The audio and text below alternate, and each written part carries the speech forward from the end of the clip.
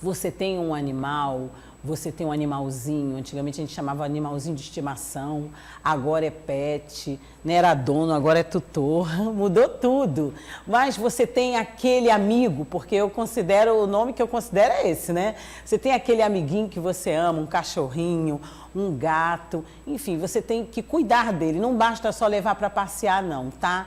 E assim como a gente andou preocupado com as vacinas aí com a gente, nós temos que nos preocupar também em vaciná-los, porque eles também podem ficar doentes.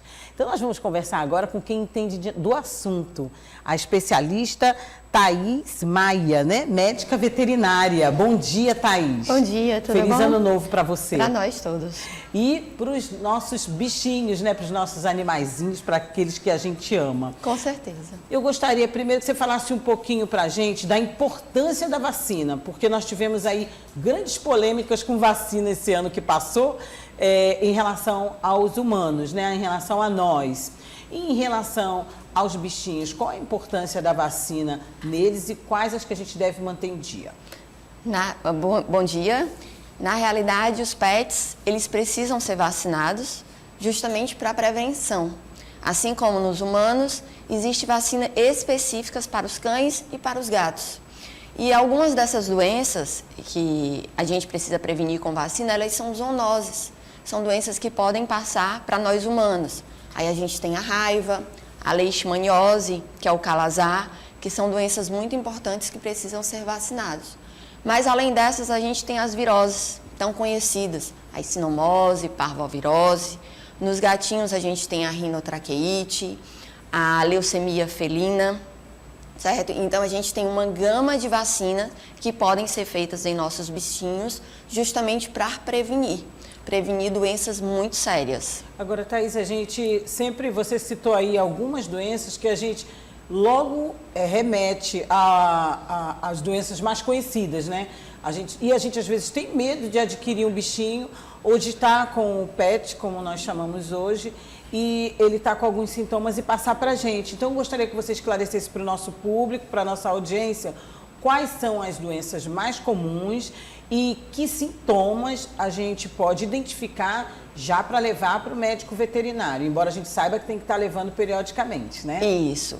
Os pets, na realidade, quando a gente adquire, o ideal era que eles fossem levados ao médico veterinário, justamente para ele lhe orientar sobre quais vacinas tomar, sobre quais os cuidados que devem ser feitos.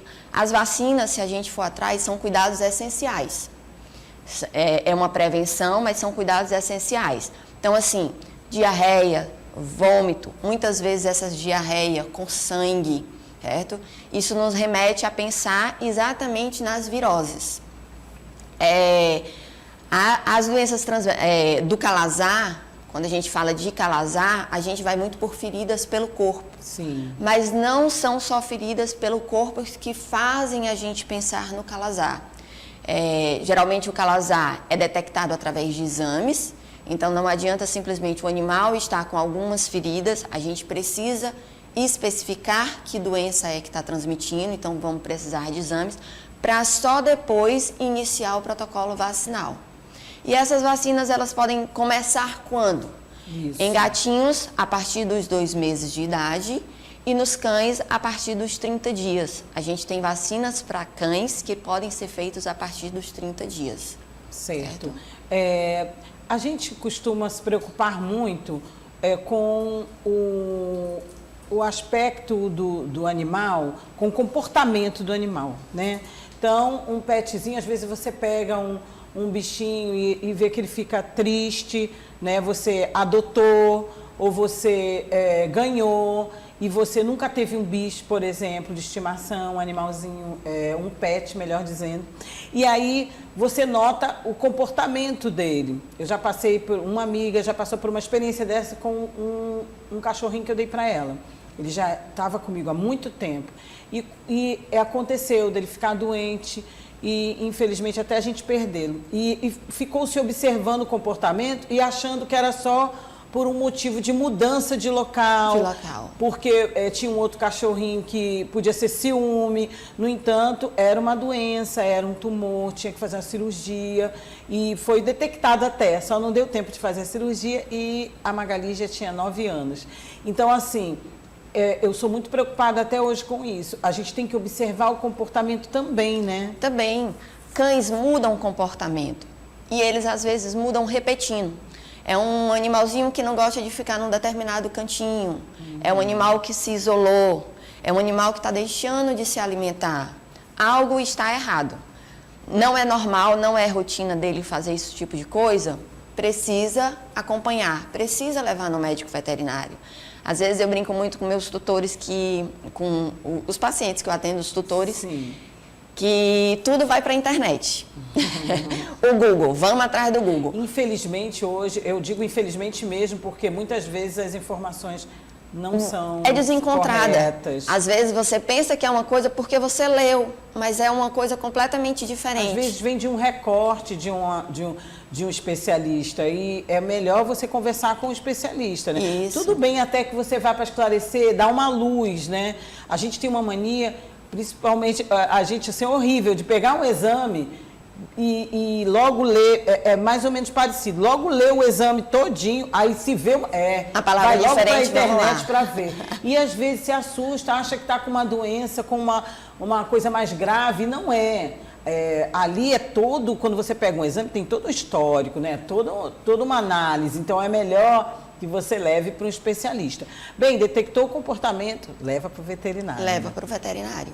E aí lá ele vai lhe orientar sobre os exames a ser feito, Sim. sobre que vacinas podem ser feitas depois, porque não se deve e não se pode vacinar o animal doente, ele precisa estar sadio, justamente para a gente não comprometer imunidade e de repente essa imunidade cai e ao invés de estar fazendo com que ele não adoeça, a gente acabe levando a doença. Reiterando, quais são mesmo as doenças que os pets têm que podem passar para nós? Porque nós tivemos aí agora essa campanha em relação a monkeypox e os macacos, para que as pessoas não maltratem nem matem o bicho, porque não só os macacos podem transmitir, né? Então a gente está sempre procurando aqui esclarecer, e principalmente porque a gente é contra, claro, os maus tratos. Então eu gostaria que você reiterasse para as pessoas, para a nossa audiência, realmente quais são as doenças que podem passar para o humano. Vamos lá. Com relação às vacinas em si, Sim. que hoje a gente tem no mercado, nas clínicas, a gente tem a raiva, certo? Que é uma doença que hoje em dia é bem controlada, mas que a gente, uma vez ou outra, encontra alguns casos. A gente tem a leishmaniose, que é o calazar. Sim. E isso vale tanto para cães como para gatos, só porque gato, infelizmente, ainda não temos vacina para calazar. Sim. A giardia, que é uma verminose, que é passada do cão para o animal. Sim. Então, a gente tem essas vacinas, essas doenças que podem ser prevenidas com vacinação. E aí tem outras gamas de doenças que podem sim ser transmitidas para a gente, mas que infelizmente não temos vacina ainda. Certo. Bem, nós sempre nos preocupamos também com carrapatos, né?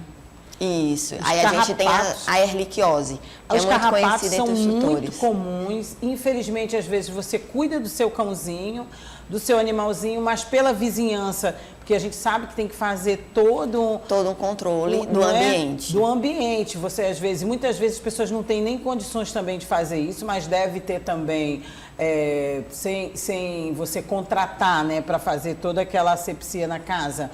Mas pode ser que tenha alguma dica mais em conta, mas que não se gaste tanto e que você possa fazer mesmo em casa com alguns produtos. Mas o melhor é que você faça toda aquela limpeza. Aquele controle do ambiente. Isso. E às vezes acontece que na vizinhança tem também os bichinhos e por um motivo ou por outro não é feito. Então o bichinho vive com carrapato, principalmente cachorrinho, né? Isso, exatamente. Os carrapatos estão aí, à torta e à direita a gente vê muitos animais com carrapato, infelizmente muitos animais ainda adoecem com erliquiose, mas a gente tem no mercado produtos que vão do caro ao mais em conta. Isso, e a gente consegue fazer, né, esse controle. Tem comprimidos, tem coleiras, tem repelentes para colocar no corpo do animalzinho. Qual é o mais usual, comum, preço acessível que você poderia indicar? Não o nome, mas o tipo do remédio, do tratamento. Eu particularmente, se o animal está infestado, eu gosto dos comprimidos. Melhor, Depois né? que a gente consegue fazer um controle, percebe que o animal já não tem mais no corpinho dele, eu gosto muito das coleiras. E também gosto dos sprays. Porque tem as coleirinhas, né? E tem coleiras também que repelem o mosquito. O mosquito do calazar. Ah, doutora, não posso vacinar. Não posso vacinar porque a vacina é muito onerosa, é muito cara. O que devo fazer? Precisa utilizar repelente. Seja repelentes naturais, que aí a gente tem a planta de nim. Sim. Seja repelentes com citronela, que você pode borrifar no seu cão. E tem as coleiras. Tem as coleiras, tem as bisnagas que podem ser colocadas também. Então, a prevenção é a chave para tudo. É a chave para a gente diminuir as doenças, tanto dos animais, um em contato com o outro, e como algumas doenças que podem ser transmitidas para nós humanos. Ótimo. Doutora, outra pergunta. Todo mundo quer ter um bichinho. Hoje em dia nós temos várias entidades que estão lotadas de animais, porque muita gente, a gente fala, todo mundo quer ter um bichinho, mas tem muita gente largando bichinho na rua. Pets são jogados na rua, deixados de forma assim assustadora. Eu tenho visto muita postagem, o lar do Nando é que outro dia tinha uma cadela com o focinho cortado. Sabe, não sei se ela sobreviveu, mas ele resgatou, levou. Nós temos pessoas muito preocupadas, graças a Deus, no Piauí, com os animais. Tem a pipa também. Então, muita gente quer pegar esses bichinhos, às vezes, para cuidar, para ser tutor, né? O que acontece? Quais são os primeiros cuidados que você deve ter? Porque esse é um animal com outro perfil, é um bichinho com outro perfil. Ele está na rua, ele pegou chuva, ele pegou sol demais, ele não se alimentou, ele está raquítico. Esse, por exemplo, estava machucado, então se não tiver um veterinário, ele realmente morre, né? Então, quais são os primeiros cuidados para quem quer ter um bichinho, não pode ou não quer comprar, né? E vai numa entidade dessa? O que a gente tem que observar logo quando a gente pega? Porque perder um bichinho é uma coisa muito ruim, perder um ente querido, né? Quando verdade. É muito ruim. A pessoa fica muito triste, causa trauma em algumas crianças. Então, como fazer? Vamos lá. Adquirir um animal, vamos supor, na pipa. Sim. Pegou o animalzinho, verificar se já foi castrado. Se não foi, levar para o veterinário, para examinar, fazer alguns exames para saber se está bem, para você não levar um animalzinho de repente doente e ter contato com o seu que você já tem em casa, porque às vezes acontece da gente já ter um e querer outro para fazer companhia. Eu sempre falo que 2 é muito melhor que um faz companhia para o outro. Então, pegou o bichinho, leva para o veterinário para fazer exames básicos, check-up, saber se tem anemia, se está tudo ok. Vai colocar, tem um macho, vai colocar uma fêmea, não é castrada, recomenda-se que seja castrado, justamente para a gente evitar procriação. E aí verificar vacinação, a gente consegue ter mais ou menos a idade do pet, se é um cão ou um gatinho idoso, se é filhote, e assim dar continuidade aos cuidados. Ótimo. Bom, então, quais são as outras recomendações que a doutora pode dar agora para a gente finalizar a nossa entrevista? Para quem já possui um animal há muito tempo, já tem o bichinho em casa e ainda não atentou para esse cuidado que tem que ter de quantos meses que tem que levar ou se é todo mês. Tem um animal saudável, bem alimentado, com condições. Eu queria que a senhora desse essa dica também, doutora. É um animalzinho já adulto. Até seus 7 anos é um cão ou um gatinho adulto. Precisa ser levado de quanto em quanto tempo ao veterinário? 1 vez por ano, pelo menos. Para verificar, fazer exames, fazer os reforços vacinais, porque precisa ser feito reforços todos os anos, por mais que ele tenha sido vacinado lá atrás, quando filhotinho, que é quando a gente tem um contato mensal ou a cada 21 dias com o animalzinho. Passado disso, já é um animalzinho idoso, acima dos 7 anos, geralmente os check-ups são feitos a cada 6 meses, porque eles costumam alterar muito entre 6 meses. Às vezes, quando a gente fica 1 ano, quando a gente vai fazer exames, já tem alterações bem evidentes. E aí vai atentar, fez exames, encontrou alguma coisa, uma nodulação, uma alteração que não é normal dele, a gente precisa fazer outros exames. E aí sim, vem ultrassom, vem tomografia, e aí você vai verificando o que está ocorrendo de errado com o check-up. Lorena, dá para fazer uma pergunta de uma pessoa aqui? Pronto. A Valdeni, lá de Timon, está perguntando um outro assunto, mas que tem a ver também, sobre o mau hálito dos cães, né, a escovação. Pode falar um pouquinho? E aí eu acho que vale para o gatinho também. Pronto, né? Vale para o gatinho também. A escovação dentária. Os cães e gatos, eles mudam a dentição a partir dos 4 e dos 5 meses de idade. E essa mudança vai ocorrer até seus 8, 9 meses. Certo. Precisa escovar os dentes? Sim. Essa escovação pode ser feita todos os dias? Sim. Se não conseguir fazer todos os dias, faz um dia sim, um dia não. Mas essa escovação é justamente para evitar a formação de placa bacteriana. É tanto que cães idosos, principalmente cães idosos, eles costumam ter um mau cheiro na boca. Quando você vai ver, está cheio de placa bacteriana. Sim. São umas placas escuras, às vezes esverdeadas, amareladas, que se formam nos dentes. Aquelas placas, infelizmente, depois de formadas, elas não conseguem ser removidas apenas com a escovação.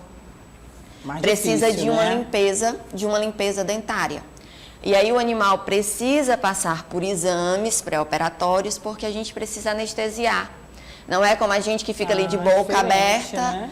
E vai, mexe de um lado, mexe do outro. Na hora que doer, avisa. Não, isso. Eles precisam ser realmente anestesiados. Não tem como avisar. Não, né? tem. E aí precisam ser anestesiados. Então a gente precisa escovar justamente para evitar a formação dessas placas. Pronto, tem outras perguntinhas aqui, mas o tempo é curto, né, Lorena? E a gente vai ter outra, pode fazer mais uma?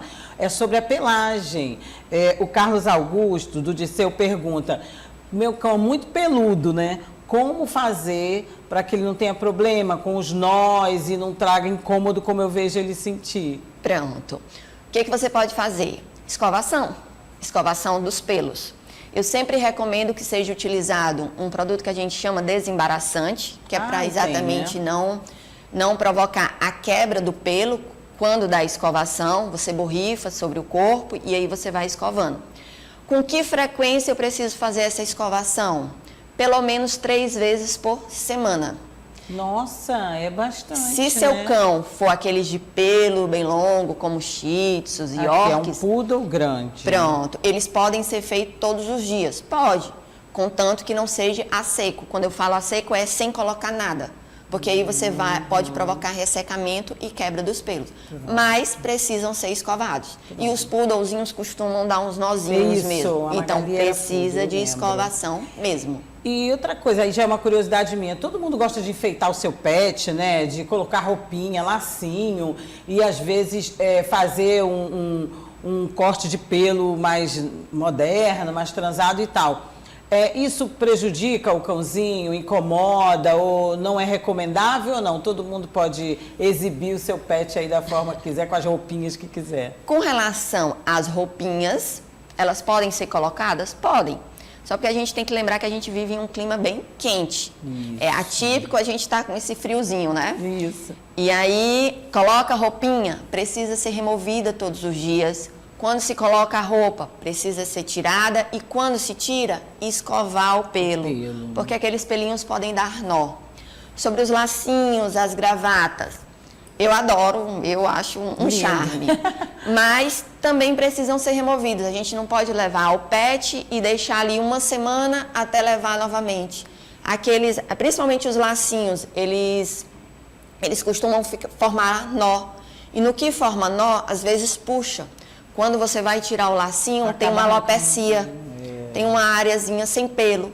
Por quê? Porque ficou muito tempo com aquele lacinho preso.